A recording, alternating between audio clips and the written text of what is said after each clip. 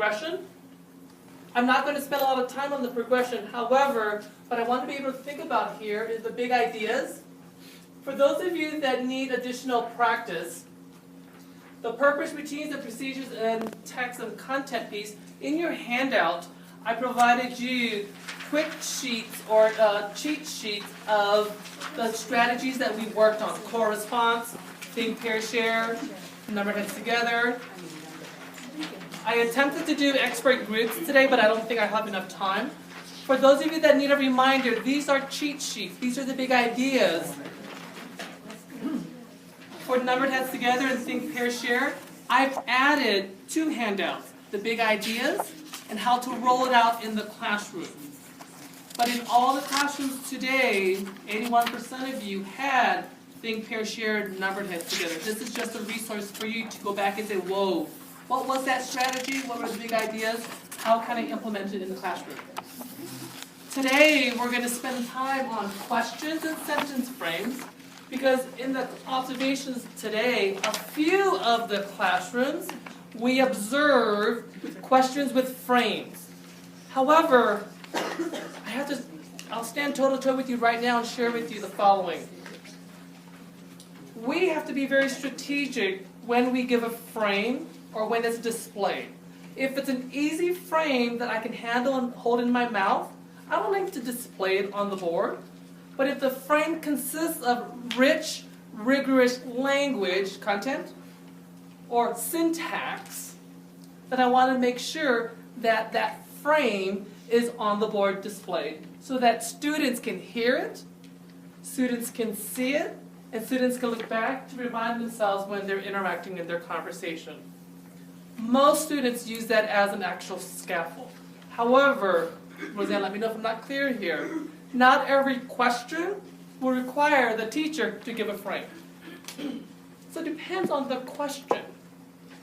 In most of the classrooms today, the question you ask were higher order because,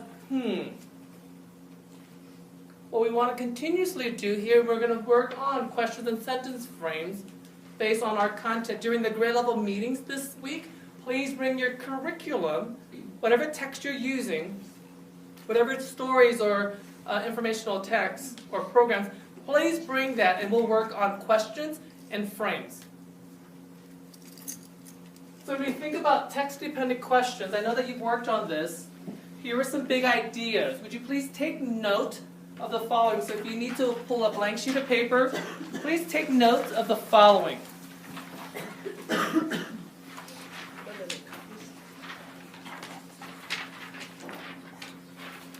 Text-dependent questions can be convergent, eyes on me, convergent, or divergent. Convergent, say convergent. Convergent. Convergent means who, what, where, when, and why. The literal questions. If you know Bloom's taxonomy, the revised Bloom's, it's remember and understand. So when you think about text-dependent questions, or when you ask questions that require frames, there are questions that are convergent. The answer's in the text. Find it in the text. So as we plan for questions this week, you're going to think, is this a convergent question or a text-dependent question with the answer right there in the text? But there's also something called, eyes on me, divergent. Say divergent. Divergent. That means multiple answers. When you think about the revised Bloom's taxonomy, it's the apply, analyze, evaluate, and hire. But I can't answer divergent questions unless I can grab and grasp on convergent questions. For teachers using our programs, our basals, please bring those basals to the group meeting, because not every question needs to be answered or asked within that program. Not every question in that particular program is a high order question. So we need to analyze that. So please bring that. However, here's the task. The number is 20.